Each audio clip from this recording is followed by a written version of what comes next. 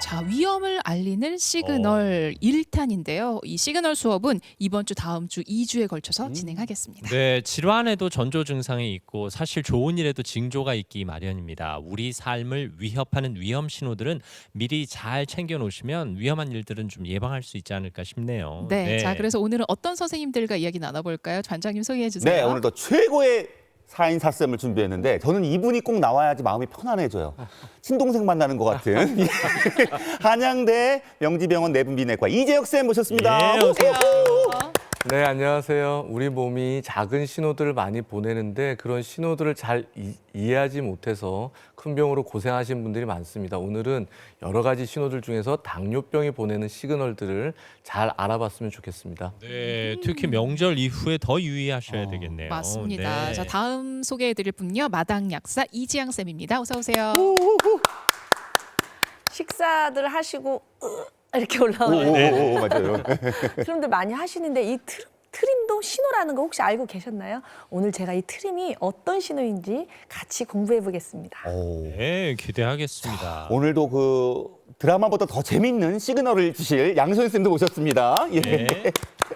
여러분들 주위에 정말 사람 많으시죠? 그런데 그 많은 사람들 중에서 갑자기 속내를 드러내서 뒤통수를 치고 난 다음에 당했다 하고 굉장히 가슴 아파하는 경우가 있으실 거예요. 그런데 그래도 시그널이 있었는데 그때 알아챘으면 좋았을 거라고 후회하실 겁니다. 오늘 그 시그널에 대해서 알려드릴게요. 네. 네, 자, 끝으로 자산관리 전문가 이영조 쌤도 모셨어요. 어서 오세요. 어서 오세요. 네, 안녕하세요. 이영주입니다. 오늘 제가 약간 공포스러운 얘기 해드릴 텐데요. 이 시그널을 무시하셨다가 큰일 나신 분들 굉장히 많습니다. 특히 돈이 있다고 좀 여유 있으신 분들이 더 크게 당할 수 있기 때문에 오늘 강의 집중하셔서 들어보시기 바라겠습니다. 네, 감사합니다. 이분들이 예고를 해달라고 부탁을 드렸는데 경고를 하시네요. 예. 말이에요. 오늘 강의 그만큼 귀 기울여 들어야 할 내용이 아닐까 그렇습니다. 싶습니다. 건강하고 행복한 노후를 보내기 위해서 우리가 놓치면 안 되는 신호들을 잘 알아보도록 하겠습니다. 자, 1교시 수업은 어떤 건가요? 노후 파산의 시그널. 어우, 공포스러워요 이미. 자, 이영주 쌤 박수로 모시겠습니다. 네, 자산관리 전문가 이영주 선생님에게 듣겠습니다. 자, 안녕하세요. 명절 잘 보내셨죠? 네, 화목하게 잘 보내셨을 거라고 생각합니다. 자, 그런데 이 명절 보내시고 나면 또 여러 가지 우리가 이제 정신 차릴 때가 되지 않습니까? 그래서 이제 휴식이 끝났으니까 정신 차리시라고 오늘 제가 아주 심각한 주제, 네. 노후 파산에 대한 이야기 준비해드리도록 하겠습니다. 사실 되게 좀 뭐 듣기만 해도 예. 공포스럽죠. 네, 이 노후 파산이라는 것이 노후에 재정적으로 어려움을 겪는 그런 위기인데요. 이게 꼭 파산까지 가지 한다 하더라도 재정적으로 어려움 겪으신 분들이 꽤 많이 계세요. 근데 특징을 보면 이게 특히 어려우신 분들, 재산이 없으신 분들이 노후 파산에 간다고 생각하시는 분들이 많이 계신데 실제로 그렇지 않습니다. 좀 여유 있었던 분들, 좀 재산이 있으셨던 분들이 오히려 특정한 위기로 인해서 파산 가시는 경우가 더 많아요. 그러다 보니까 이 노후 파산에 대해서 모르시게 되면 굉장히 큰일을 당하시게 됩니다. 실제로 100세 시대가 되면서 장수에 대한 리스크도 커지고 있어요. 그러다 보니까 질병 상해로 인해서 파산으로 가시는 경우도 종종 있더라는 거죠. 통계를 보니까 60세 이상 어르신들 4명 중에 1명이 그냥 파산 선고, 파산 선고자 4명 중에 1명이 60세 이상이라고 그래요. 그리고 또 60세의 가장 큰 문제는 뭐냐면 이 신용불량자 비율이 전 연령층에서 유일하게 높아지는 계층이 60세 이상이라고 해요. 그만큼 노후에 준비가 안 돼 있으면 굉장히 재정적으로 어려운 위기를 겪게 되는 거죠.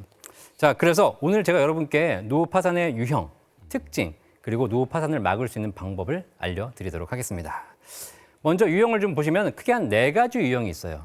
첫 번째, 목돈을 크게 날리시는 유형입니다. 특히 사업 실패라든가 아니면 투자를 잘못해서 날리신다든가 아니면 노후에 사기를 당하거나 이런 경우가 굉장히 많으시죠.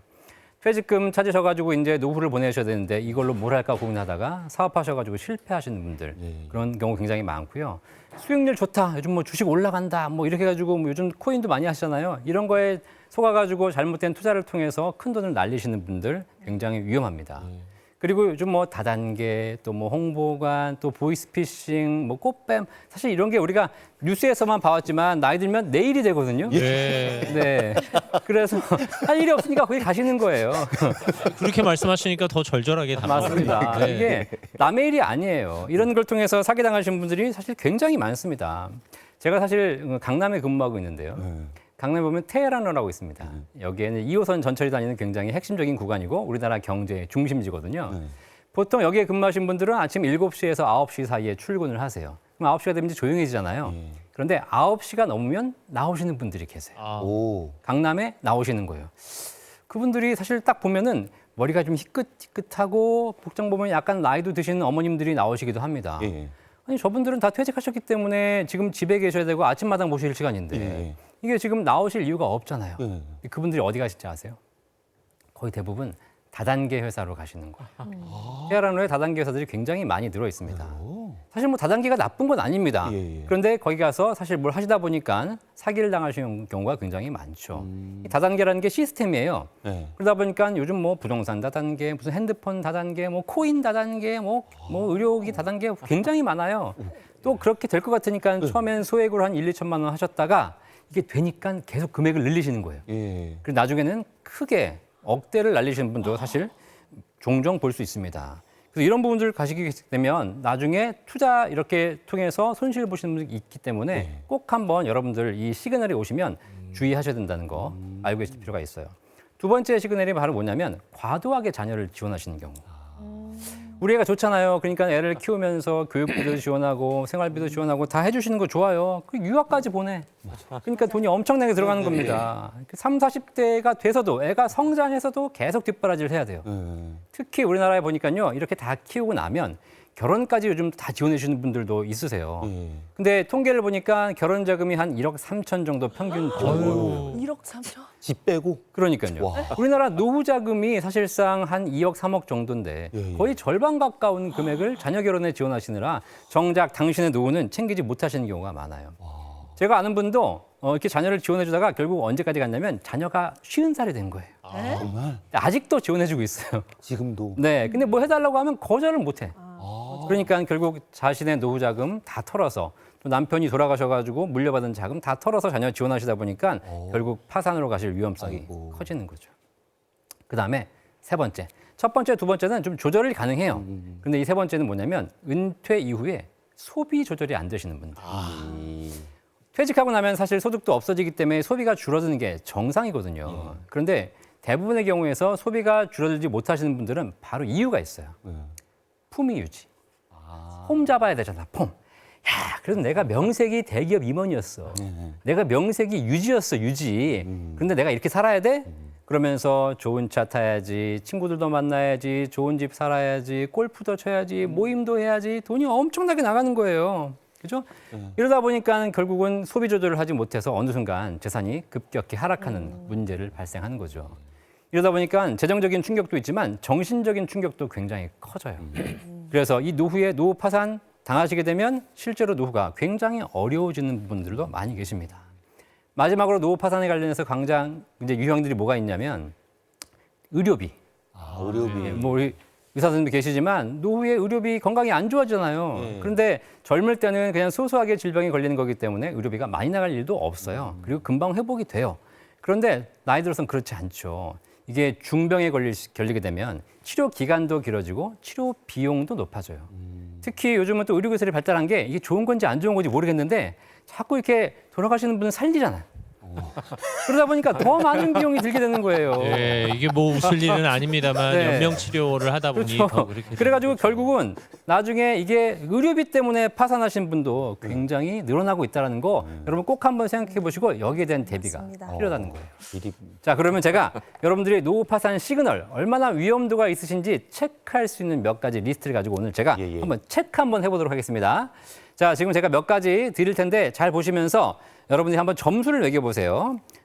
그렇다 3점, 그렇다 3점. 조금 그렇다 2점, 아니다 1점. 잘 한번 생각해 보시기 바라겠습니다. 첫 번째, 나는 외부 모임이 많고 비용 지출이 크다. 그렇다 3점, 조금 그렇다 2점, 아니다 1점. 예, 예. 잘 매겨보셨죠? 네, 우리 최시중 선생님은 3점. 아니야. 이렇게 2점으로 했는데. 뭐 만점 드려야죠, 이분은. 두 번째, 건강 관리에 소홀한 편이다. 자, 이건 그렇다 3점, 아니다 1점. 3점. 잘 매겨보시고요. 세 번째, 내가 뭔가 투자를 하고 있는데 사업도 하고 주식도 하고 있는데 사실 뭔지는 모르겠어. 남들이 하라니까 한 거야 그냥. 그렇다 3점, 아니다 1점. 네 번째, 안정적이고 정기적인 소득이 없거나 부족하다. 한번 매겨보시고요. 마지막, 대출 비중이 높거나 마이너스 통장으로 생활하고 있다. 그렇다 3점, 조금 그렇다 2점, 아니다 1점. 아. 자, 더 해보세요. 몇 점인가요?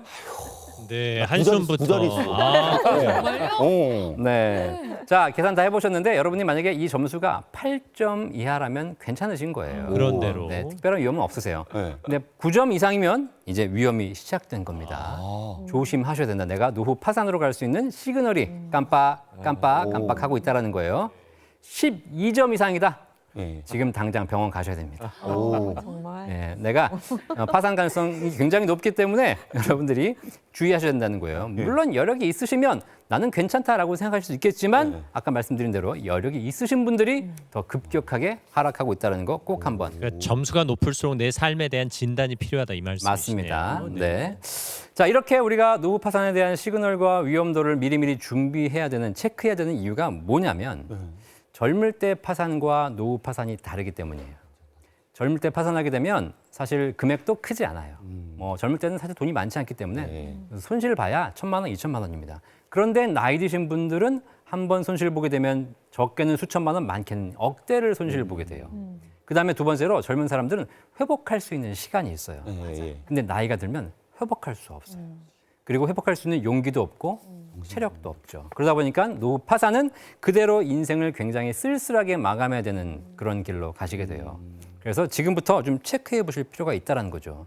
노후 파산의 더 큰 문제가 뭔지 아세요? 노후 파산의 더 큰 문제는 연쇄부도예요.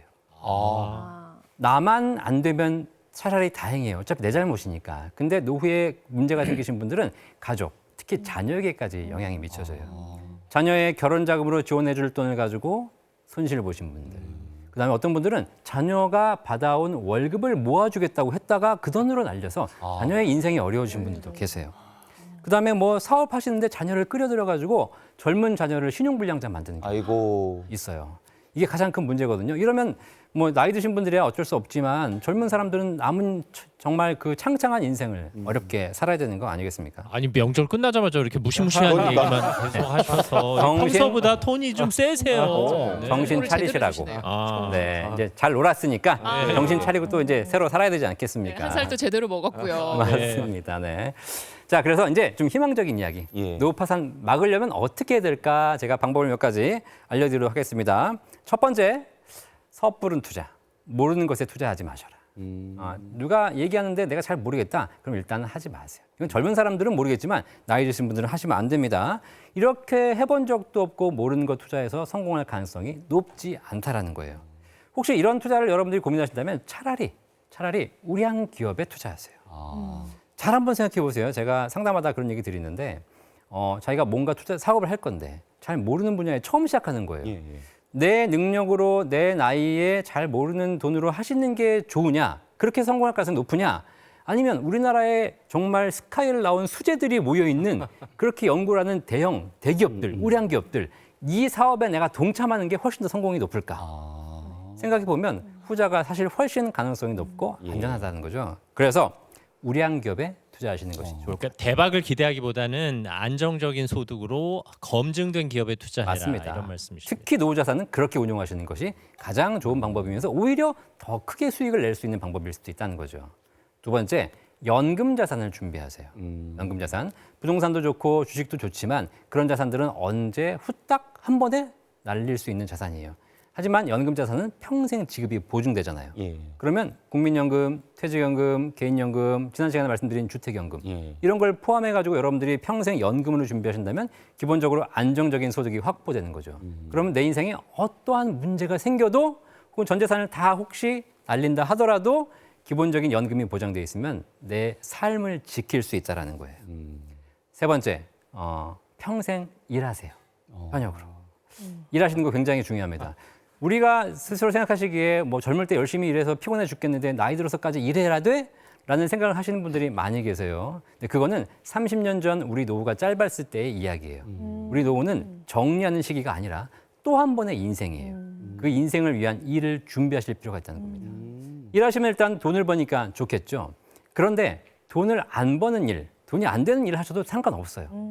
사실 일을 하는 것이 왜 중요하냐면 젊은 사람들은 일을 하느라고 돈을 쓸 시간이 없어요. 예, 예. 그렇죠? 맞아요. 나이 들어서 일하시게 되면 돈 쓸 시간이 없게 되기 때문에 돈을 절약할 수 있어요. 예, 맞아요. 근데 일을 안 하시게 되면 1년 365일 하루 24시간 전부 돈 쓰는 시간이에요. 예. 그렇죠? 그러다 보니까 평소보다 더 많은 돈이 지출되게 됩니다. 일을 하시게 되면 보람도 생기고 돈도 생기고 여유도 생기고. 참고로 저희 어머니가 8순이세요. 저희 어머니는 자랑 좀 하면 방송통신대학교 영어영문학과 졸업하셨어요. 지금은 방송통신대학교 법학과 다니고 계세요. 와. 그래요? 8순년생. 네, 계속 공부하고 계시는 거예요. 지금은 구청에서는 노인 일자리 사업 중에서 한글 강사로 나가고 계세요. 아. 저보다 훨씬 바빠요. 그 아들 입장에서 어머니 돈 쓰지 마시라고 자꾸 그렇게 보내드리는 네, 그렇죠. 네. 어머니가 더 돈도 더 여유가 있으시고, 네. 예, 예. 그다음에 바쁘시니까 제가 오히려 돌봐드릴 부담이 훨씬 줄어드는 거예요. 예, 예. 자, 그래서 굉장히 하실 일이 많이 있으시니까 찾아보시면 평생 할 수 있는 일들이 굉장히 있으시니까 네. 꼭 만드셨으면 좋겠어요. 경제적으로 여유가 있는 분들은 사회 보탬이 되는 봉사 맞습니다. 활동으로라도 그런 것도 일거리를 하시고요. 찾으시는 게 좋겠다. 꼭 돈이 되는 일이 아니셔도 네. 좋다라는 겁니다. 마지막으로 노후 파산 막으려면 기본적인 보험은 준비하시라는 겁니다. 아까 말씀드렸듯이 사실 질병이나 상해로 인해서 중병이 발생해서 돈을 크게 잃으시는 분들도 계시거든요. 그래서 기본적인 실손보험이나 진단비 보험 같은 보험은 준비하셔라. 근데 우리나라 사람들 보험 준비 보면 짜잘하게 10만 원, 20만 원 받는 거 준비하시는 분들이 너무 많아요. 네. 그런 보험들은 노후에 큰 의미가 없으니까 큰 금액을 지원받을 수 있는 보험 준비하시고 그렇게 보험 준비하시면서 제가 지난달에 말씀드렸죠. 의료비 통장 준비하셔라. 그러면 그것이 노후에 큰 도움이 되실 겁니다. 의료비 통장이 뭔지 모르시겠다 하신 분들은 지난 방송 찾아보시면 되겠습니다. 몇 주 됐습니다. 네. 자, 자산관리 전문가 이영주 선생님의 네. 강연이었습니다. 감사합니다. 네. 잘 들었습니다. 평생 현역으로 살아라 이 얘기가 참 기억에 남는데요. 시청자 질문 볼까요? 노후 생활비가 부족해서 주택담보 마이너스 통장을 고려하고 있습니다. 자, 그런데 오늘 선생님 수업 들으니 좀 고민이 되네요. 집을 자녀에게 물려줄 예정이라 주택연금보다는 더 나을 것 같은데 네. 마이너스 통장을 잘 활용하는 법은 없을까요? 라고 질문 주셨어요. 네, 뭐 마이너스 통장밖에 없으시다면 활용할 수 있는 방법이 있긴 합니다만 마이너스 통장의 가장 큰 문제는 고정적인 소비를 내가 체크할 수 없다는 거예요. 한 번 빠지면 마지막 한두 끝까지 내려간다는 겁니다. 예. 자, 그래서 마이너스 통장 쓰신다 하더라도 고정적으로 내가 생활비를 지출할 수 있는 계획을 세우시는 것이 굉장히 좋다. 사실 저 같으면 마이너스 통장 안 쓰고요. 그냥 자녀한테 용돈 받겠어요. 그게 자녀한테 용돈 받고 대신에 집을 넘겨주면 훨씬 더 좋은 거잖아요. 왜 비싼 이자 내고 마이너스 통장 쓰실 이유가 없는 거죠. 말씀 듣고 보니까 지금의 소소한 행복이 끝까지 지켜진다는 것이 당연한 얘기는 아니다라는 생각이 맞습니다. 드네요. 네. 네. 네, 사연 보내주신 분은 뭔가 자녀분과 좀 깊은 얘기를 나눠보셨으면 네. 합니다. 자, 이렇게 첫 수업 마무리하겠습니다. 예. 이영주 쌤 잘 들었습니다. 감사합니다. 네. 자, 계속해서 목요 특강 4인 4쌤 2교시 수업 공개하겠습니다. 사기꾼이 보내는 시그널. 오, 이거 잘 들어야겠는데요. 양소영 변호사 모시겠습니다. 사기꾼들은 어떤 신호를 보내고 있을까요? 양소영 변호사님께 자세히 청해 듣겠습니다.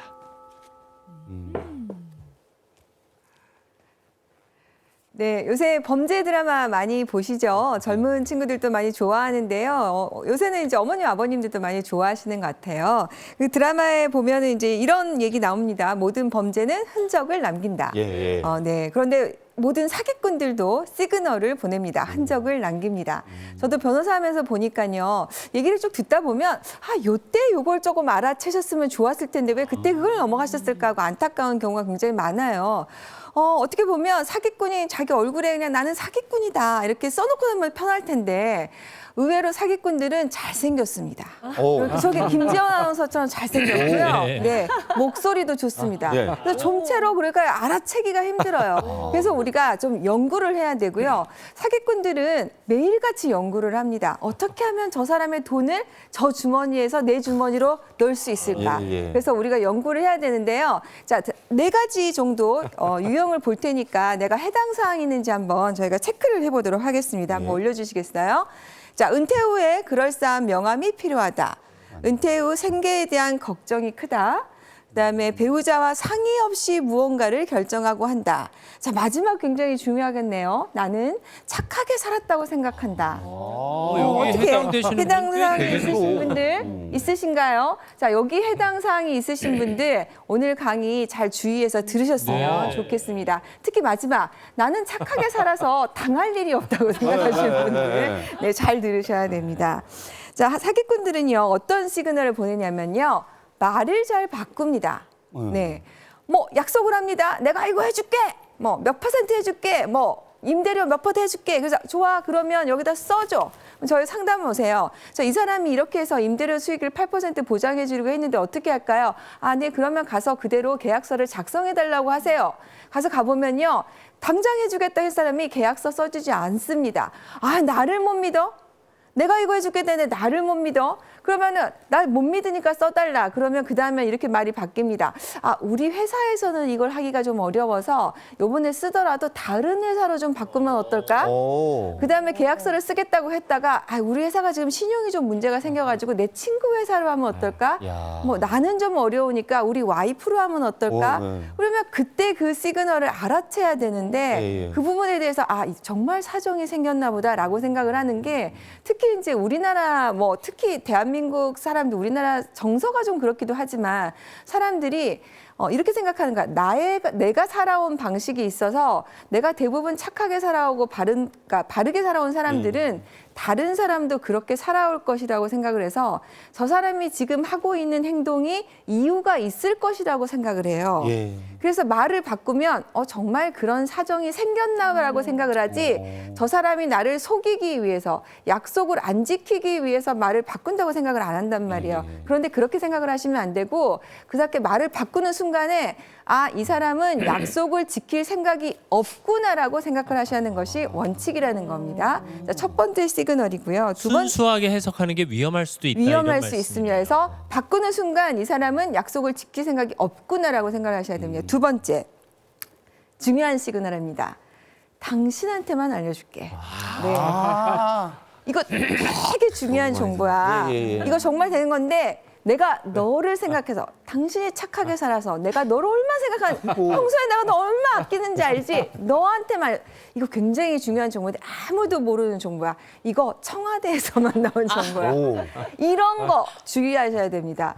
실제로 이렇게 해서 당하시는 분들이 굉장히 많은데요. 경찰 공무원을 하시던 분이 평생 모아놓은 10억을 날리셨는데 어떻게 해서 날렸냐? 캄보디아 국왕이 자기 동생 왕자한테만 준 금강 채굴꾼을 하필이면 우리나라 사람한테 그걸 주겠습니까? 그리고 전 재산을 했다가 날렸어요. 그런데 그 사람한테만 알려준 거예요. 근데 이 사람들 특징이 자기한테만 알려준 거기 때문에 다른 사람한테 말을 못해. 말을 못해. 왜냐하면 이걸 얘기하는 순간 다른 사람이 그거 가져갈 거 아니에요. 상의를 할 수 없다. 네, 상의를 할 수 없게 만들고 사람들의 이기심을 이용하는 겁니다. 저 그분 만났나 봐요. 저 캄보디아 땅 사라고 한 번 한 적 있었거든. 진짜로. 그래서 이런 사람들의 특징이 본인이 이 이익을 다 가져야 되기 때문에 다른 사람들 할 수 없고 심지어는 배우자하고도 논의를 안 하는 거예요. 왜 언제 이혼할지 모르니까. 그러니까 저희가 이제 얘기를 하다 보면 친구들끼리 네 와이프를 뭘 믿고 그걸 의논하니? 라고 얘기하는 사람들이 심지어 있거든요. 그래서 사기꾼들의 가장 큰 특징은 사람들의 이기심, 그런 것들을 이용해서 당신한테만 알려준다는 거. 이 얘기를 하는 순간 그 얘기는 절대 믿으면 안 된다는 겁니다. 그래서 그런 얘기일수록 널리 퍼뜨려서 검증을 받아보셔야 돼요. 정말 그것이 맞는 얘기인지. 아니, 그냥 인터넷 검색만 해도 사실은 거짓말이라고 알 수 있는 것을 그것을 검색을 안 해보고 당했다는 것은 내 실수라는 거죠. 그래서 중요한 시그널, 자, 당신만 알려준다. 이거 피하셔야 됩니다. 이번 사례에 특정 국가 국민의 의도는 개입되지 않았습니다. 네. 캄보디아 국민 여러분, 예를 들어서 죄송한 말씀 전합니다. 네. 그다음에 이제 나오는 겁니다. 자, 원금 보장 10배 수익. 뭐 몇 배 수익 이거 굉장히 많이 나오는 건데요. 사실 여러분들 요새 이제 뭐 은행에 가거나 그다음에 뭐 그 증권회사 가보면은 대부분의 수익률을 아실 수가 있을 거예요. 그러면은 뭐 적금이나 예금이나 수익률이 뭐 2%, 3% 이런 데는 상품만 나와도 그냥 금방 다 판매가 끝나잖아요. 예. 그다음에 펀드 같은 것도 수익률 얼마 안 됩니다. 그런데 뭐 10배면은 1000% 수익률 아닙니까? 2배만 해도 200%고 막 이걸 준다는 것 자체가 사실은 믿을 수가 없는 건데 이런 행운이 왜 나에게 왔을까? 저 사람들은 도대체 어떤 걸로 이걸 낼 수 있을 것인가? 그걸 의심을 해보셔야 되는데 더군다나 거기에 원금 보장이 붙어 있단 말이에요. 이영주 대표님 이거 가능합니까? 안 됩니다. 안 되잖아요. 그런데 왜 우리는 거기에 넘어가는 걸까요? 그것은 나에게만 오는 이런 행운이 이유가 있다고 생각하는 비상식적인 논리라는 거죠. 혹시 내가 착하게 살았기 내가 착하게 때문에 살았기 때문에 내가 그동안 고생하게 생겼기 때문에 하늘이 나에게 이건 뭐가 준 것이 아닐까 이런 비논리적인 근거를 자기가 만든다는 건데요. 이 부분에 대해서 넘어가면 안 되고 이걸 사기꾼들이 응용한다는 거죠. 혹시 이용한다는 그런 거 거죠. 기대하신다면 차라리 복권을 사시는 게 낫겠습니다. 네, 그래서 예. 실제로 이제 최근에도 벌어지고 2019년에도 가상화폐와 관련해서 투자하는데 돈을 3배로 불려주겠다. 근데 이제 여기에 피해자들이 대부분의 연령대가 50대, 60대예요. 근데 이분들이 왜 피해 대상이 되냐면 대부분 은퇴 기준으로 했을 때 재산이 어느 정도 좀 모여 있는 분들이니까 이 투자의 유혹이 많아요. 처음에 얘기했지만 은퇴 이후에 명함이 필요하고 은퇴 이후에 생계가 이제 걱정이 되니까 뭔가 이 돈을 불려야 된다는 이런 뭐 상태, 심리 상태에 빠지다 보니까 이분들에게 굉장히 유혹이 되는 거죠. 그래서 특히 이 방송을 보시는 우리 시청자들이 그 연령대 많으셔서 이 부분은 굉장히 주의하셔야 될 것 같습니다. 그래서 일단 원금 보장이 되면서 수익률이 높은 것은 어려우니까 일단 이 부분은 특별히 점검하시고 위험에 빠지시면 절대 안 될 것 같습니다. 마지막으로 내게 너무 친절한 당신. 실제로 이제 그 어떤 여성분이 제가 상담한 사건이었는데요. 어느 날 가게에 우연히 온 분이었는데 이제 그 블랙 컨슈머한테 자기가 항의를 당하고 있는데 그걸 좀 도와줬대요. 그러면서 이제 친하게 됐는데 가게에 자주 들르면서 집에까지 오게 되고 뭐 집도 막 청소를 해주고 이렇게 도와주면서 어느 순간 자신의 모든 것들을 전부 다 관리를 해줬어요. 그러고 나서 갔는데 어느 순간 자기 집에 아무것도 남아있지 않더래요. 집의 모든 것들을 전부 다 구석구석을 알게 되니까 없어진 거죠. 자, 나에게 너무 친절한 당신. 이 사람이 나에게 왜 친절할까? 나의 모든 것을 다 내어줄 수 있습니다. 그래서 조심하셔야 되고요. 그다음에 이와 비슷한 경우입니다. 외로움을 이용하는 로맨스 스캠이라는 것을 들어보셨나요? 50대 여성이 그러니까 요새 이제 SNS 통해서 사진도 올리고 이렇게 해서 많이 하는데 여기에 이제 접근을 했죠. 미군이라고 미국에서 그러다 이제 서로 사랑에 빠졌습니다. 그래서 가족들도 연결하고 나중에는 이제 은퇴를 하게 되면 한국에 들어와서 살겠다 뭐 이런 얘기까지 오고 갔는데 오늘 갑자기 사고를 당한 거예요. 그래서 좀 목돈을 보내달라고 하니까 사랑에 빠졌는데 앞으로 노후도 같이 보내야 되는데 보냈죠. 어떻게 됐겠어요? 그 이후에 연락이 두절되죠. 네. 이런 경우가 실제로 많이 발생을 하고 그다음에 이제 노후에 혼자 계시는 분들한테 접근을 해서 뭐 이 재산에 대해서 유언장도 만들고 혼인신고까지 해서 전 재산을 전부 다 뭐 가져가 버리는 경우 이게 이제 사람들의 이런 마음이 약한 외로움을 이용하는 사기 경우가 실제로 발생을 하고 있거든요. 그래서 나의 이런 마음을 이용하는 경우까지 등장을 하고 있으니까요. 좀 주의를 하셔야 될 것 같습니다. 저희가 이렇게 이제 정리를 하고 보니까 굉장히 좀 서글프기는 한데요. 네. 그렇지만 또 여기 우리 아까 이영주 대표님 얘기를 했지만 노후의 파산이 위험한 거, 노후에 내 자산이 전부 다 사기를 당해서 없었을 경우에 내가 이제 생계를 해결할 수 없는 지경에 빠지면 안 되기 때문에 이 부분은 정말 주의하지만 사기의 가장 큰 것은 뭐냐면 내 마음이 더 상처를 받는다는 것. 그러니까 대부분의 사기꾼들은 어떤 걸 이용하냐면 나의 마음, 믿음을 이용하는 경우가 굉장히 많아요. 마지막에 제가 뭐 내게 너무 친절한 당신, 뭐 외로움을 이용하긴 했지만 그래서 거기서 더 헤어나지 못하는 경우가 많은 것 같습니다. 그래서 오늘 제가 몇 가지 시그널 말씀드렸죠. 주의하셔서 올해 2022년에는 우리가 당하지 않고 살았으면 좋겠습니다. 네, 양소영 변호사님 말씀의 강연이었습니다. 뭔가 목돈이 타인에게 넘어간다 하는 상황에서는 신중에 네. 신중에 신중을 거듭하셔야 된다는 얘기입니다. 그러게요. 아니 막 친절하게 굴고 또 네. 외로움을 공략한다고 하고 이런 내용들이 좀 너무 마음이 아파요. 거기에 그러게요. 넘어가게 네. 된다는 게. 저도 착하게 살았어 이렇게 당했다고 생각했는데 그게 아니었어. 그 시그널이 아니 다 안 있었던 착하게 사셨어요. 시청자 질문 들어와 있는데 네. 그 저희 어머니께서 몇 년 전에 운동 다니면서 친해진 아주머니가 계시대요. 근데 언니 하면서 너무 잘해주는데 알고 보니 몇 년 전부터 조금씩 돈을 빌려주셨답니다. 네. 작게는 몇십만 원부터 크게는 몇백만 원까지요. 아직 한 번도 갚은 적은 없는 것 같은데 어머니는 에이 뭐 언젠가 주겠지. 떼어 먹을 거면 벌써 연락 끊었다 하면서 관여하지 말라고만 하십니다. 저는 이분 너무 불안합니다. 괜찮을까요? 우리 어머니 같은데? 사연이 네. 사연인가? 떼어 먹을 거면 벌써 연락 끊었다 하시지만 아직 뜯어갈 게 있기 때문에 있어서. 연락을 네. 하고 있는 네. 걸 수도 있잖아요. 이거는 그분이 계속 시그널을 보내고 있는데 어머님도 시그널을 보내고 계시는 거예요. 내가 호구라는 시그널을 계속 보내시고 아, 있어요. 오히려. 네, 그러니까는 그분이 계속해서 그 돈을 가져가는 거죠. 네. 그래서 어머님이 일단 시그널을 차단하셔야 될 것 같아요. 당장 돈을 그동안 걸 갚아라. 내 자식들이 가만히 있지 않겠다고 한다. 미안하다. 라고 하시면서 뭔가 핑계를 대셔서라도 그 돈을 일단 갚으라고 한번 해보시면 그분이 본색을 드러낼 것 같습니다. 네. 언젠가 범죄심리 전문가께서 나오셔서 사기꾼의 전형적인 유형은 저처럼 생겼다. 저처럼 이야기한다. 우리 저처럼 행동한다. 이런 말씀하셨거든요. 네. 변호사님도 동의하십니까?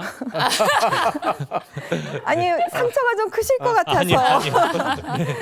그런데 네. 제가 저기 교도소에서 편지를 가끔 받아요. 네. 근데 그분들 만나보면 대부분 김재원 아나운서처럼 아, 네. 목소리가 좋고, 아. 네 인상이 좋고, 예. 네, 그렇습니다. 네, 그렇죠. 저는 방송에서만 친절합니다. 아무튼 김지연 아나운서처럼 아니더라도 네네. 뭔가 좀 번지를 하고 목소리 좋고 말 잘하는 사람들 조금 유의하시기 바랍니다. 자, 양상훈 변호사님 강의 잘 들었습니다. 네, 감사합니다. 네. 자, 계속해서 4인 4쌤 아침마다 시청자분들의 건강을 담당해 주시는 두 분의 수업이 남아 있습니다. 3교시 어떤 건가요? 트림이 보내는 건강 적신호 이지양 약사님 모시겠습니다. 예, 명절 이후에 식사 많이 하시고 또 트림하신 분들 계실 텐데요. 오늘 주의 깊게 들어보시기 바랍니다. 네, 제가 마당 약사가 된 후에 정말 많이 하는 소리 있죠. 몸이 보내는 신호를 알아차려라. 그래서 몸이 보내는 신호에 이제 신경을 쓰신다고 하는데 도대체 이게 무슨 메시지인가 모르겠다고들 많이 말씀하시거든요. 그래서 이제 저희 같은 전문가가 필요할 텐데 그럴 때마다 또 병원에 달려가기도 힘들잖아요. 네. 그러니까 오늘 우리가 자율학습을 통해서 내 몸이 보내는 신호를 하나하나 알았으면 좋겠는데요. 자, 그럼 오늘 첫 번째는 바로 트림입니다. 트림들 자주 하시나요? 언제 하시나요? 그 저기 탄산음료 네. 그냥 그리고, 바로, 예. 그리고 명절에 트림 많이 하셨을 겁니다. 그럼요. 근데 이 트림이 그냥 자연스럽게 나오는 몸의 현상인데 사실 이 트림을 못해서 고생하시는 분도 너무 많고, 그래요? 예, 트림 한번 했으면 좋겠다. 이런 분도 많고 트림을 너무 자주 해서 세상에 이런 일이 나오시는 분도 있고 이 트림 때문에 고생하는 사람들을 많이 만나요. 자, 그러면 이거를 병원에 가서 사진을 찍어봐서 나오면 좋잖아요. 근데 또 안 나오는 경우도 되게 많거든요. 그러니까 너무 사람들이 힘들어하세요. 그래서 오늘은 그걸 같이 고민해 볼 텐데요. 자, 그러면 왜 그런지 알기 전에 트림이 왜 나오는지부터 한번 알아봅시다. 예, 자, 예. 트림은 왜 나올까요?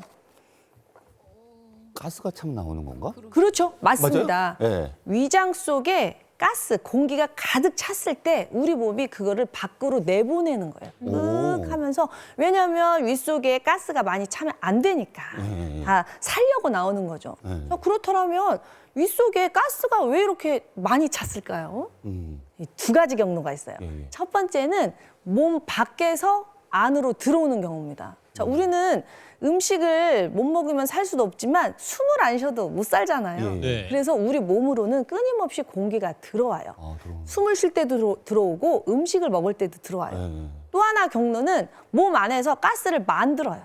자, 우리가 먹은 음식이 몸속에 소화 효소와 만나서 가스를 만드는데 들어오는 가스하고 만드는 가스가 너무 많으면 가득 차는 거죠. 그래서 그거를 몸 밖으로 내보내는 겁니다. 그런데 생각보다 많은 사람들이 이 트림 때문에 힘들어한단 말이죠. 그렇다면 왜 트림이 이렇게 많이 생겨가지고 고생을 하는지 크게 4가지로 한번 구분을 해봤는데요. 첫 번째는 현대인들이 너무 빨리 식사를 하는 겁니다. 빨리 드시게 되면 안 좋은 거 다 알고 계시잖아요. 예, 예. 뭐 여러 가지 이유가 있지만 트림에도 이 빨리 먹는 습관이 굉장히 안 좋아요. 왜냐하면은 이 빨리 먹게 되면서 음식만 들어가는 게 아니라 공기도 같이 들어가는 거예요. 오. 네. 근데 사실 뭐든지 있어야 할 자리에 있을 때 가장 적절하잖아요. 공기가 사실 들어가는 통로는 위가 아니에요. 어디죠? 코를 통해서 폐로 들어가야 돼요. 그랬을 때 우리 몸 속에서 그걸 쓸 수 있는데 예. 그 잘못된 경로로 위로 들어오는 거죠, 사실. 예. 뭐 조금 들어오는 거는 상관없지만 빨리 드시게 되면 너무나 많이 들어오는 거예요. 그래서 음식을 꼭꼭 씹어야 되는 이유가 트림 때문이기도 해요. 뭐 여러 가지 이유가 있잖아요. 빨리 드시게 되면 포만감이 빨리 오지를 않아서 많이 먹게 돼서 살이 찌고 성인병이 되고 그래서 여러분들이 여기서 빨리 드셔야 되는 이유를 공기가 채하지 않게 하나 추가하시면 좋을 것 같습니다. 입을 다물고 꼭꼭 씹는 습관 이번에 꼭 잡아보세요.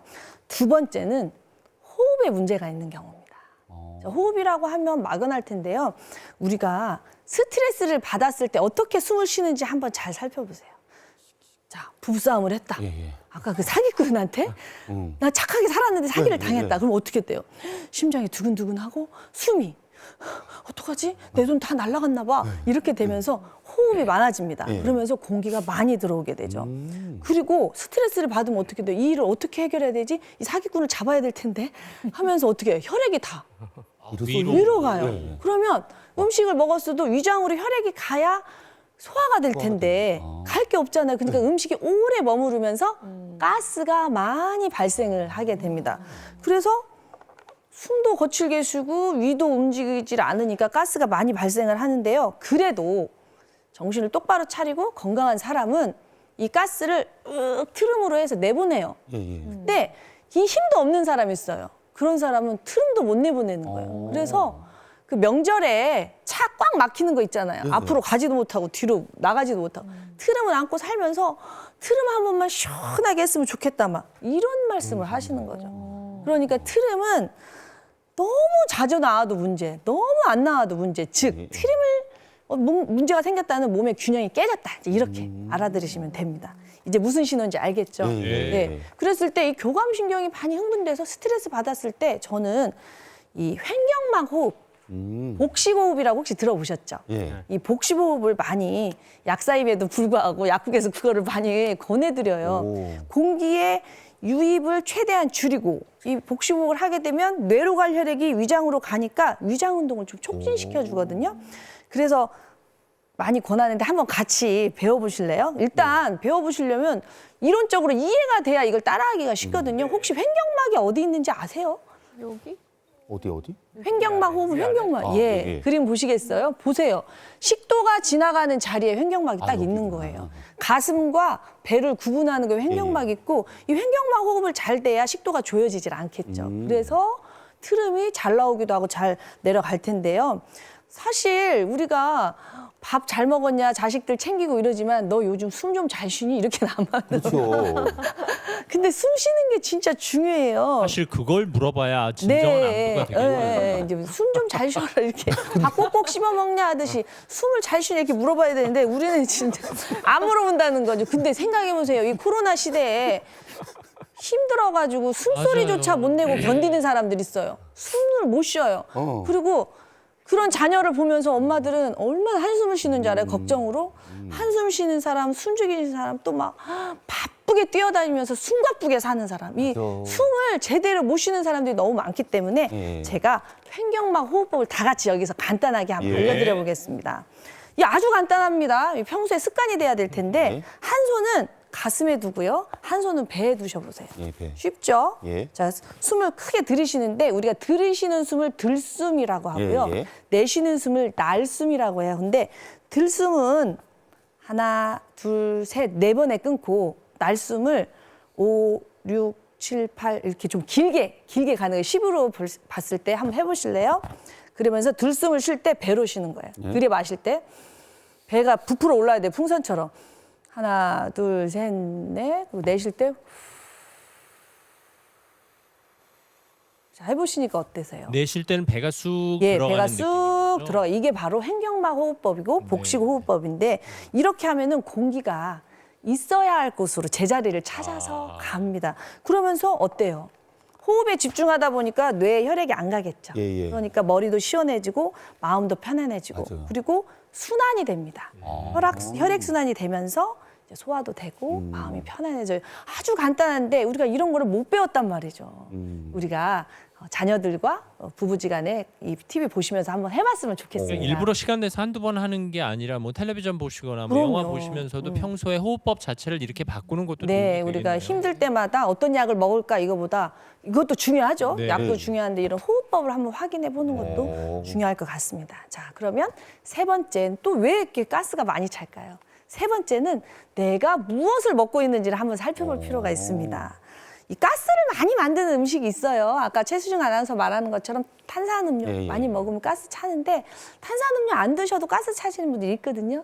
저는 실제로 경험을 했어요. 제가 방송에서 제가 빵순입니다라고 많이 예, 고백을 했는데 밀가루 음식을 드시면 가스가 많이 차요. 아, 그래요? 예, 가공 탄수화물이라고 그러죠. 자연에서 온 탄수화물이 아니라 아무래도 여러 가지 첨가물이 들어있는 거는 이게 뱃속에서 가스를 많이 유발을 해요. 그래서 그런 음식을 줄이셔야 되는데 빵은요. 솔직히 말하면 안 씹고 그냥 쑥 내려가요. 그렇지 않아요? 그러면서 공기 같이 들어가는데 면 어때요, 면? 면치기 해보셨어요? 면은 뭐- 면을 꼭꼭 씹으려면 맛이 없죠. 맞아요. 후루룩 네. 이렇게 면치기를 해야 면은 제맛이죠. 그러면 후루룩 하면서 면만 들어갈까요? 공기 같이 들어가는 거죠. 그래서 우리가 이런 음식들, 내가 어떤 음식을 먹었을 때 가스가 차는가를 잘 알아보셔서 그런 음식을 줄이시는 노력을 같이 해주셔야 됩니다. 예부터 어른들이 입 다물고 씹어라. 꼭꼭 씹을 때 입 다물어가 이유가 공기의 있습니다. 유입을 방지하기 위한 것도 그러게요. 되는군요. 그냥 식사 예절 수준이 아니었네. 그러네요. 네, 이게 잔소리가 아니었는데 우리가 그냥 안 들렸던 거죠. 네. 그리고 마지막으로 정말 중요한데요. 트림에도 종류가 있어요. 예. 이 많은 사람들이 트림에서 뭐 신냄새가 난다, 쓴냄새가 난다, 막 여러 가지 얘기를 해요. 그 이유가 뭐냐면 입에서 항문까지 있잖아요. 이렇게 다 한 줄로 이렇게 이어져 있잖아요. 그런데 입에 먹은 음식이 밑으로 내려가는 게 정상인지 다시 역류를 한다는 거는 사실은 정상은 아닌데 그러면 건강한 사람은 왜 역류를 하지 않을까요? 그거는 바로 항문 관략근 우리가 딱 조일 수 있죠. 예.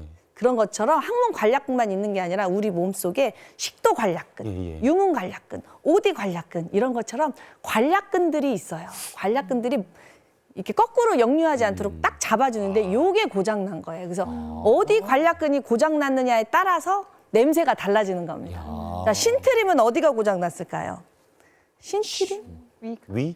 식도 관략근이 식도. 예 그래서 역류성 식도염일 때 예. 신트림이 나는 경우가 많습니다. 예. 이건 아주 흔하죠. 자 그런데 상담하다 보면은 쓴트림이 아이고 죄송합니다. 쓴트림이 난다라고 말씀하시는 분들이 있고 그럼 여기는 어딜까요? 바로 위하고 십이지장을 연결하는 곳에 있는 유문관략근이라는 데가 있어요. 네, 요 유문관략근은 담즙이 역류하지 못하게 꽉 잡아주고 있는데 만약에 십이지장 궤양을 앓고 있다면 예. 여기가 약해지겠죠. 그러네요. 그래서 올라올 수도 있고요. 또 신경이 아주 예민한 사람들은 담즙이 나오는 오디관략근이라고 있어요. 예. 오디관략근, 유문관략근이 다 약해지겠죠. 그러면 담낭에 스트레스 받고 이러면은 이게 또 역류를 합니다. 그래서 이런 것들은 뭐 호흡을 하거나 이런 걸로 될 게 아니고 반드시 전문가하고 상담을 하셔서 조기에 질병 치료를 하셔야 될 것 같고요. 가장 좀 빨리 대처를 해야 될 트림이 바로 썩은 냄새가 나는 트림입니다. 악취라고 하죠. 예. 내 악취를 나도 못 맡을 것 같은 악취. 이거는 바로 염증이 있을 때입니다. 위염이나 위궤양 등 또는 위암의 전조 증상일 수 있거든요. 그랬을 때는 염증이 있으니까 음식이 소화도 안 되죠. 그럼 오래 머물고 거기에서 부패균이 생겨가지고 이럴 수 있으니까 그럴 때는 반드시 진료를 받아봐야 됩니다. 자, 몸에서 일어나는 일도, 마음에서 일어나는 일도 모두 다 이유가 있습니다. 우리 몸에서 트림이 많다, 땀이 많다, 방귀가 많다 이거 다 신호거든요. 그래서 오늘은 그중에서도 트림에 대해서 공부를 해봤는데요. 오늘 배운 내용을 기초로 하셔서 여러분 몸에서 일어나는 신호를 잘 살펴보시고 질병이 오기 전에 미리미리 균형을 잡아서 평생 건강하게 살았으면 좋겠습니다. 감사합니다. 네, 이재양 약사님이셨습니다. 그동안 트림은 사소하고 하찮은 증상이라고 생각했는데 그래서는 안 되겠네요. 그러게요. 네. 하다못해 이 트림에서 어떤 냄새가 나는지도 스스로 좀 잘 관찰해 보셔야겠습니다. 예. 시청자 질문 볼까요? 예, 저는 트림을 해야 속이 시원해서 명치를 두드리거나 탄산음료를 마시면서라도 트림을 억지로 하는 습관이 있습니다. 이거 괜찮은 건가요? 아니요, 좋지 않은 습관 같습니다. 이 억지로 하게 되면은요, 자꾸 힘이 올라가잖아요. 힘을 쓰게 되면 식도가 확장이 되고 그러면은 상처가 나고 그래서 염증이 생기기 좋은 조건을 스스로 만드는 거예요. 그리고 계속 이렇게 우리가 운동을 하면은 근육이 만들어지듯이 계속 억지로 힘을 주게 되면 위장이 점점 올라가요. 위치가. 그러면서 위에 있는 폐나 심장을 누르게 돼 있어요. 그러면 다른 질환으로 가기가 쉽단 말이죠. 그래서 억지로 트림을 하기보다는 가스가 잘 배출이 될 수 있게 아까 말씀드린 그런 솔루션으로 운동을 한다거나 마음을 편안하게 해서 잘 배출되게 하는 게 더 중요할 것 같습니다. 갓난아기 우유 먹이고 트림하게 하는 게 중요한 것처럼 네. 뭐 어른들에게도 마찬가지군요. 네. 어떻게 보면 위로 나오는 신호는 트림이고 아래로 나오는 신호는 방귀인데 맞아요. 언제 한번 방귀에 대해서도 정리해 주시면 좋겠습니다. 네. 약사님이 가스 전문 되실 것 같아요. 네. 자, 배워봤던 횡건관 호흡법도 잘 기억해 주시고요. 예. 이렇게 3교시 수업 마무리하겠습니다. 잘 들었습니다. 예, 이재양 약사였습니다. 아우, 벌써 수업이 하나밖에 안 그러네요. 남았어요. 어우, 4교시 수업 어떤 내용인가요? 네, 알아채면 피할 수 있는 당뇨 시그널에 대해서 이재혁 교수님께 들어보겠습니다. 네, 한양대 명지병원 내분비내과의 이재혁 교수께서 나오셔서 당뇨가 보내주는 신호에 대해서 말씀드리겠습니다. 네, 안녕하세요. 명지병원 이재혁입니다. 최근에 사건 사고가 또 많은데 그 큰 사건 사고의 시작은 아주 작은 전조 증상이 있었다는 겁니다. 그 전조 증상을 잘 알아차렸으면 대형 사고를 막았겠죠. 전 진료실에서 주로 당뇨병을 보니까 당뇨병도 그 전조 증상이 분명히 있어요. 있는데 그걸 모르고 지내신 분들이 많습니다. 그 당뇨 전조 증상이 바로 당뇨 전 단계라는 건데 건강검진을 받아보시면 이 당뇨 전 단계도 말이 어려워요.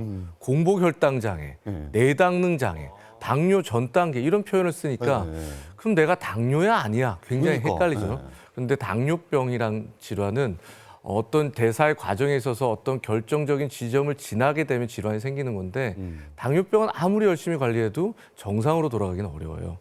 생활관리나 이런 것들도 중요한 치료인데 이런 치료를 놓치게 되면 약물치료를 안 하게 되면 정상이 안 되거든요. 근데 당뇨 전 단계는 아직까지 몸의 기능이 일부는 잘 유지되고 있기 때문에 충분히 예방을 하면 정상인 당뇨에 조금 자유스럽게 살 수 있습니다. 그래서 오늘은 조금 생소한 개념이기도 하지만 당뇨 전 단계는 무엇인지 어떻게 진단하는지 과연 어떤 의미가 있고 어떻게 관리해야 되는지에 대해서 말씀을 드려보려고 합니다. 그림을 한번 보시면 당뇨병 뭐 잘 아실 거예요. 기준이 여러 가지가 있는데 환자분들도 늘 물어봅니다. 저는 공복혈당은 괜찮은데 밥 먹으면 너무 많이 올라가요. 밥 먹으면 안 올라가는데 아침 혈당만 높습니다. 이렇게 혈당은 몸에서 혈당을 조절하는 인슐린의 기능의 정도에 따라서 공복혈당과 식후혈당이 이렇게 균형을 맞추게 되는데 공복혈당이 먼저 올라가는 분, 식후혈당이 먼저 올라가는 분, 같이 올라가는 분 다양하게 환자분들이 분포하고 있어요. 그래서 공복혈당이 100 미만이면 정상, 공복혈당이 126 이상일 경우에는 당뇨병이라고 얘기를 할 수 있고 당화혈색소란 표현은 평균 혈당 값이거든요. 그래서 3개월 정도의 평균 혈당 값을 가지고 저렇게 퍼센트로 나눠 놓습니다. 아니 피 검사 하나 해가지고 어떻게 석 달치의 평균치를 구할 수 있어요? 네, 우리 몸에 적혈구라는 세포가 있는데 네. 적혈구는 혈중에 있는 당분이 높아지면 당화가 일어나요. 그 당분의 농도와 적혈구의 퍼센트, 당화된 퍼센트를 계산을 해놓은 거죠. 그래서 6% 정도면 피 속의 평균 혈당이 한 120이겠구나. 7%면 150이겠구나라고 이제 추정, 이렇게 계산을 해놓고 그래서 실험을 한 거죠. 당화혈색소군요. 혈색소가 당분에 의해서 변형이 된 거죠. 당화혈색소가 많다는 거는 피 속에 당분이 많다 이렇게 이해하시면 됩니다. 그러면 당뇨병은 과연 우리 30세 이상 인구 중에 몇 명이나 될 것 같습니까? 30세 이상. 네, 성인이죠. 뭐 여기 글쎄요. 한 500만 명 정도 됩니다. 500만 명. 65세로 넘어가면 3명 중에 1명이 당뇨병이거든요. 그래요. 와. 자, 오늘 주제인 당뇨병 전 단계, 조기 예. 구간이죠. 저기 오렌지색으로 나와 있는 어. 저 구간에 있는 인구는 대략 얼마나 될까요? 그러면 500만 당뇨인이면 1000만이 된다는 950만 명. 950만. 그러니까 당뇨랑 당뇨 전 단계를 포함하면 1,400만 명.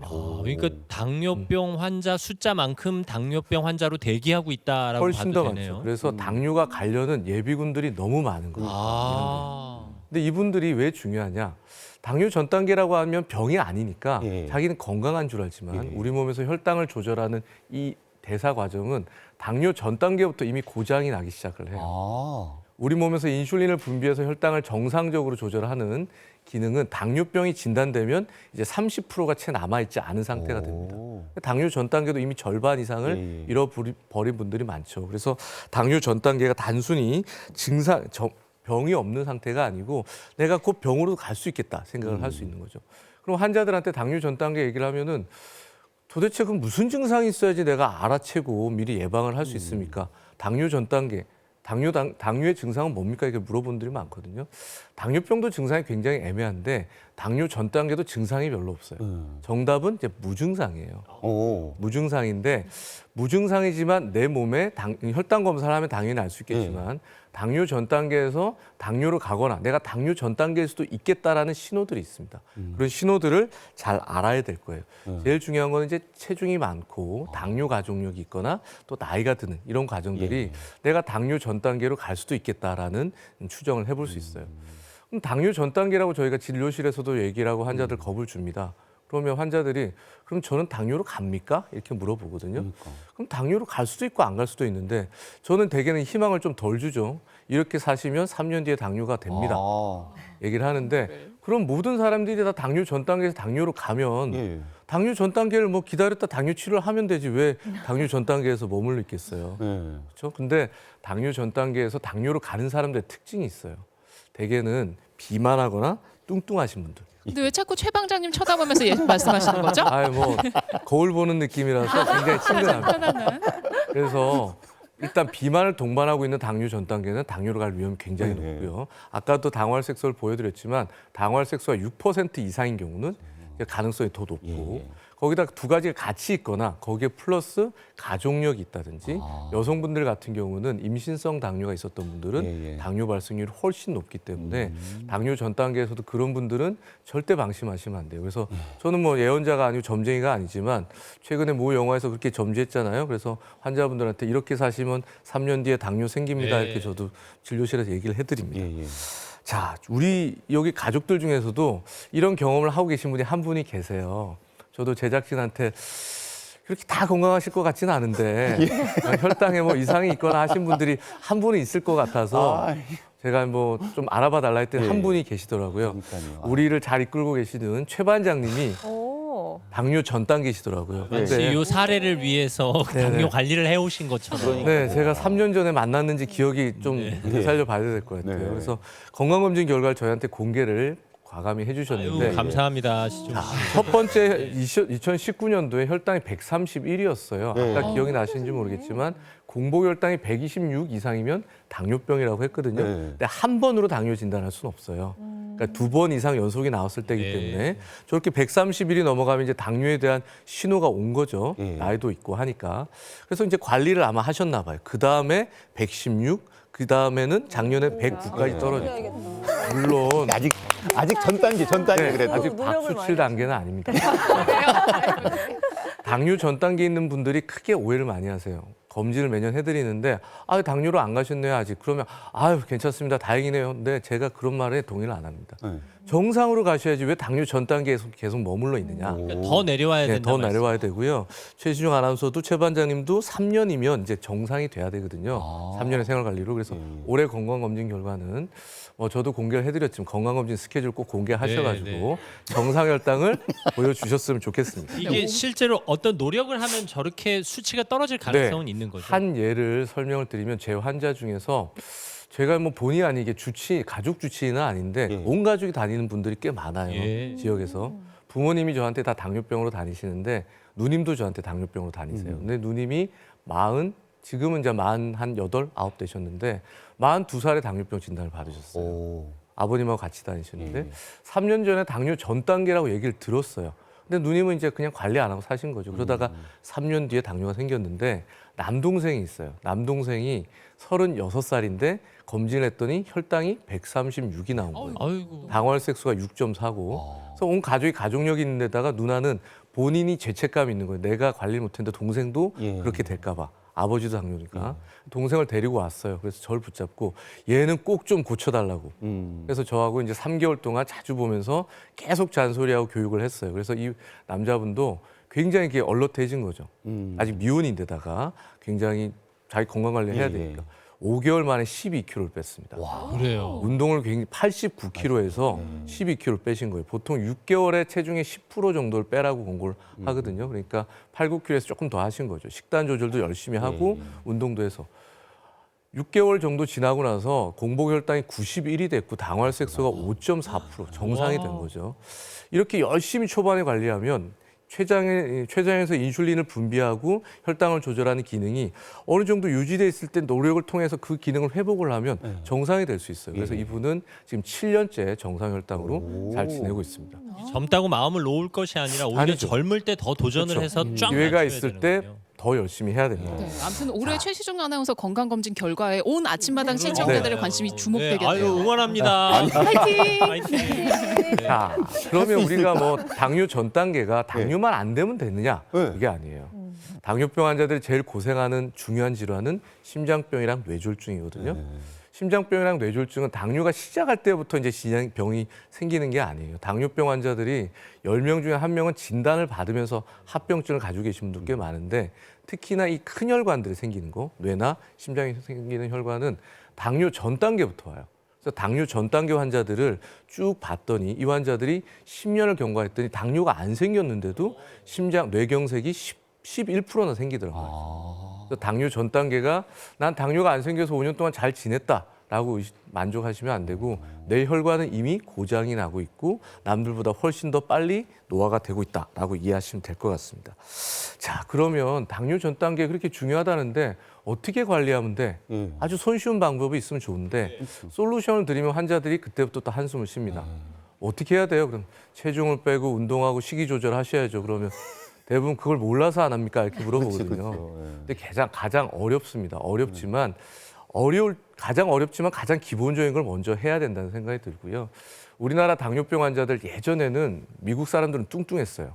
저도 뭐 외국 가본 지가 좀 오래됐기 때문에 잘 모르겠지만 굉장히 뚱뚱한데 우리나라 사람들은 당뇨가 굉장히 늘고 있는데 뚱뚱하지 않았다고 그랬어요. 그래서 한국형 당뇨병 이런 얘기를 많이 했는데 최근에 우리나라 당뇨병 환자들의 대다수를 차지하는 2형 당뇨병의 환자들의 80%, 75%는 과체중이에요. 절반은 이미 비만을 넘어섰고 우리나라도 굉장히 비만하단 말이죠. 이런 비만한, 당뇨가 아닌 비만한 사람들도 나이가 들면서 결국 당뇨로 갑니다. 이런 사람들이 이제 생활 관리를 해야 되는데 식단은 뭐 누누이 말씀드렸고 지난주에 또 명절 때 먹지 말아야 될 음식들 너무 강조를 해주셨잖아요. 그래서 적당한 칼로리, 본인 키로에 맞, 체중이 예를 들어서 60kg면 몸무게당 키로당 30칼로리 정도의 전체적인 칼로리량을 제한하면서 탄수화물 칼로리를 조절하면서 지내시면 되겠고요. 그런 칼로리 조절이 충분히 됐다면 이제 운동을 해야 돼요. 당뇨 예방에서 가장 중요한 곳 하나를 꽂으라면 근육이고 근육 중에서 이거 골격근, 허벅지 근육이 중요하거든요. 그래서 운동을 하도록 권고를 하는데 얼마를 해야 되냐 환자들이 물어봅니다. 뭘 해야 됩니까?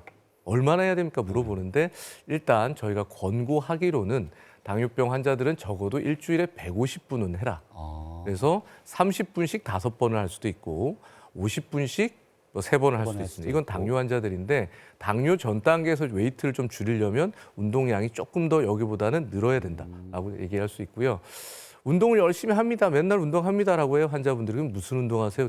저 공원 맨날 걸어요. 그렇게 얘기를 하시는데 공원에 가보면 얘기하고 박수 치면서 핸드폰 통화하고 유튜브 보면서 이렇게 걸어 다니신 분들이 너무 많아요. 그런 건 솔직히 운동량이 되질 않고 걷더라도 유산소 운동도 운동 강도는 내가 걸어 다니면서 옆 사람하고 얘기하기가 좀 곤란할 정도의 호흡수가 올라오는 정도 운동을 하셔야 되고 그리고 걷기만 하신다고 되는 문제는 아니고 근력 운동을 같이. 그래서 최근에는 근력 운동과 유산소 운동을 반반. 그러면 무슨 운동을 하면 좋아요? 이렇게 물어보거든요. 종류는 그게 알려드렸으니까. 그럼 저는 뭐 제가 수영이 좋나요? 헬스클럽을 가나요? 말씀드리지만 제일 좋은 운동은 내가 쉽게 할 수 있는 운동이 제일 좋다. 생각나면 아무 때나 할 수 있는 운동을 찾아서 하라고 말씀드립니다. 핀란드에서 이런 아주 기본적인 가치를 실험을 해본 거예요. 그래서 대규모 운동을 시켜봤더니 이 일반인 당뇨 전단계 환자들한테 저지방식을 시키고 운동을 시키고 체중 감량 시켰어요. 그랬더니 실제 당뇨 발생이 3년이 지났더니 58%, 10년이 지나면 34% 정도 줄었다고 합니다. 이 운동도 하고 좋은데 사람들이 간과하고 있는 거 있어요. 수면이 굉장히 중요해요. 잘 자는 게 굉장히 중요한데 잠자리가 불규칙하면 혈당이 굉장히 오르기 쉬운데 그 이유가 깨 있으면 우리 몸에 스트레스 호르몬이 굉장히 많이 나와요. 이 스트레스 호르몬은 결국 혈당을 올리고 잘 자면 또 중요한 호르몬이 있죠. 멜라토닌이 잘 나옵니다. 이 멜라토닌 또한 혈당을 조절하는 데 중요하기 때문에 충분한 수면을 하는 것도 혈당 조절에 굉장히 중요합니다. 또 하나 요즘 젊은 친구들이 잘 못 먹는 게 있는데 아침 식사를 건드리는 경우가 많잖아요. 저도 아침을 거의 먹으려고 하는데 아침을 못 먹으면 외래보다가 생각나는 게 점심엔 뭐 먹지? 이 생각이 계속 나요. 그래서 점심 때 뭐 맛있는 거 한 끼 먹으려고 가서 정말 여러 개 좀 과하게 시켜 먹는 경우가 있거든요. 그래서 아침을 적당히 챙겨서 식사 간격을 지키는 게 중요하고 아침을 건너뛰게 되면 젊은 남성들에 있어서도 21% 정도 당뇨가 늘었다고 합니다. 그래요. 자, 오늘 당뇨병도 아니고 당뇨 전 단계, 이게 병인지 아닌지도 애매한 이런 상황에 대해서 말씀드렸지만 늘 환자분들한테 말씀드립니다. 여러분들의 몸이 기다려주지 않아요. 뭐 바쁜 거 다 해결하고 일 다 하고 돈 다 벌어놓고 몸 관리하면 뭐 몸은 기다려줍니까? 이렇게 얘기하거든요. 그래서 여러분들이 신호가 왔을 때 적극적으로 생활을 바꾸고 생활 관리를 통해서 당뇨란 질환에서 조금 더 자유스러웠으면 하는 바람을 가지고 있습니다. 감사합니다. 네, 한양대 명지병원 내분비내과 이재학 교수님의 당뇨 시그널 강연이었습니다. 말씀 잘 들었습니다. 네, 감사합니다. 보실게요.